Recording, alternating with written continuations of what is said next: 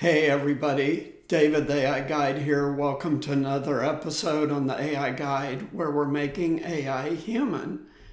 What does that mean? That means we focus on the human impact of AI and all the other technologies that AI is enabling. And today we have a direct story of human impact by AI, but before we do that, first click the links below. Get my book on Amazon, The Beginner's Guide to AI, Short History of AI and Current Impact on 10 Different Industries. It only takes a couple hours to read the whole book, and I think you'll like it. The second link is free resources. These free resources will help you prepare for an AI-dominated future, which is exactly why I started the AI Guide, to help you prepare for a highly automated future.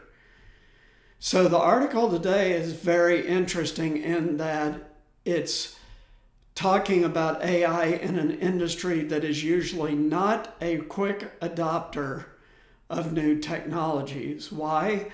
Because it's a very heavily regulated industry, and that industry is healthcare.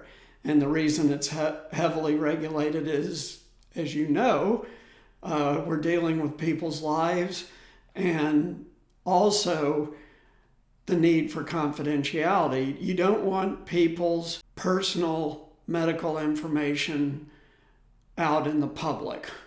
That's unless there's a very specific reason to know, for people to know that, then you just don't want that information out there. This article just came out and it's brand new and it just started this month. This is April 30th, 2023. In California and Wisconsin, OpenAI's GPT, generative artificial intelligence, is reading patient messages and drafting responses from the doctors. So why would they be doing this? We're going to find out. This will cut the time that medical staff spend replying to patients' online questions. So it wasn't that long ago, right, that if you needed to get information from your doctor or ask them a question, you called your doctor office, spoke to the nurse then spoke to the doctor, the nurse then called you back on the phone. That's quaint and antiquated now and highly inefficient. So what changed? What changed is electronic medical records and patient portals that go along with those electronic medical records. And this thing really started taking off around between 2016 and 2018 is when the large medical practice started rolling out patient portals, and now pretty much all doctors' offices have them. UC San Diego Health and University of Wisconsin Health began testing the tool in April. Stanford University Healthcare aims to join the rollout early next week. Early AI-generated responses needed heavy editing, and the doctor in charge said her team has been working to improve the replies. They're also adding a kind of bedside manner, which is, responding in a personal way to the message from the patient. So these are three leading universities, obviously, that are implementing this first on a test basis, and we're going to find out ways that they are using it and ways that they are not using it yet. Preliminary data suggests that AI could add value to the doctor-patient relationship. ChatGPT scored better than real doctors at responding to patient questions posted online. So this was a study by the Journal of the American Medical Association, which is the medical journal, comparing how ChatGPT would respond to questions posted on these online medical advice websites versus what a doctor said, and the results were very good. Hospital administrators and doctors are hopeful that the AI assist will ease burnout among their staff.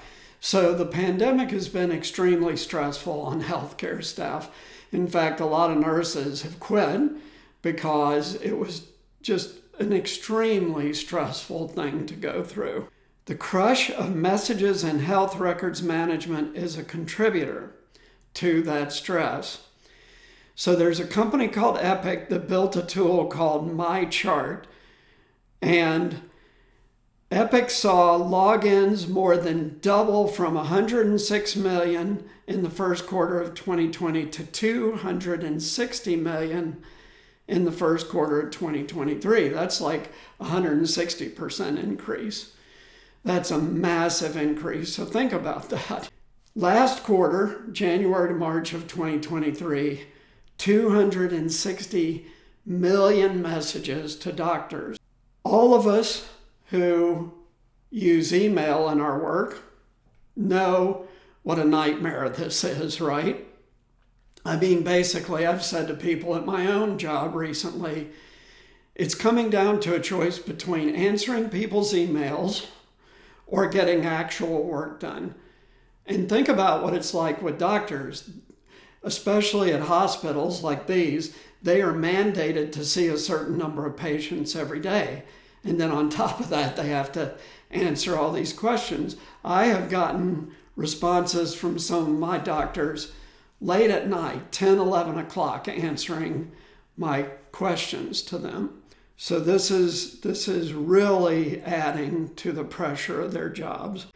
Hospitals are piloting GPT-3, a version of large language model that is powering ChatGPT. So we've talked about it, that OpenAI says it's like GPT 3.5, whatever you want to call it.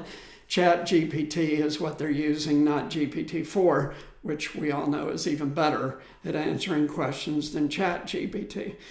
ChatGPT has mystified computer scientists for its skill in responding to medical questions, though it is known to make things up sometimes.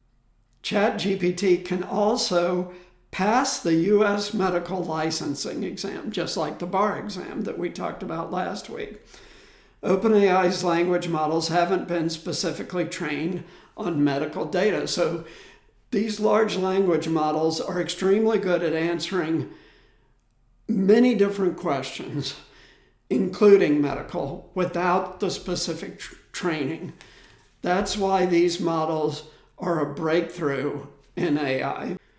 Doctors are so burned out, they're looking for any kind of hope, says the chief of staff at one of these hospitals. At this particular hospital, patient messages jumped from 50,000 a month to over 80,000 now, peaking at over 140,000 a month during the worst months of the pandemic. The AI instantly displays a draft reply. In doing so, the AI consults information in the patient's message, as well as an abbreviated version of their EMR, electronic medical record. There is an option to start with the draft and edit it, or send it as is, or start with a whole blank message. For now, the San Diego team has stopped the AI from answering any question that seeks medical advice. So what are they using it for? Administrators and doctors say the tool could be transformative, but only if it works. They are right now using it to answer routine questions and refill prescriptions. The version of ChatGPT used in the Journal of American Medical Association study is significantly better than physicians at answering medical questions posted online. There is now research showing this is going to help. We have to find out if it's going to work in practice. So I have a few different things to say about this article. One is, it is no surprise that ChatGPT is great at answering questions. That's well documented at this point. It does make some stuff up, but it's new. It will perfect and improve over time. So that's number one. Number two, we also know that AI is already better than radiologists at reading X-rays and MRIs. So we can expect as these systems improve, that they basically replace the doctor to some degree in patient interaction. Now, that's not in person for a while, but it will be all the online stuff. That will take a huge burden off doctors and let them focus much more on the patients that they're seeing every day, and potentially even allow them to spend more time with each patient or see more patients. So this is big stuff. AI is like any other tool. When it first comes out, it works well, but not perfectly. And over time, with iteration, it keeps getting better and better and better.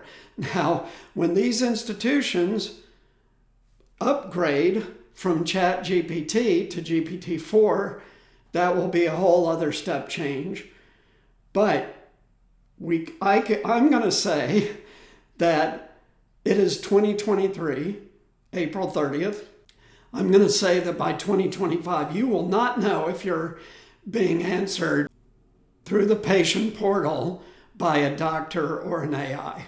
That is a slam dunk at the exponential rate that AI is improving at this point. So 2 years from now, you won't know whether you're talking to your doctor or an AI. This will be pervasive in society within a couple of years, not just doctors. That's why you need to click those links below. Learn how broadly AI is impacting all industries by getting my book, and click that link below. Learn much more about AI, prepare yourself for this future, and prepare yourself for a career path that is less likely to be disrupted by AI. So thanks so much for tuning in. We'll see you next time. Take care. Bye.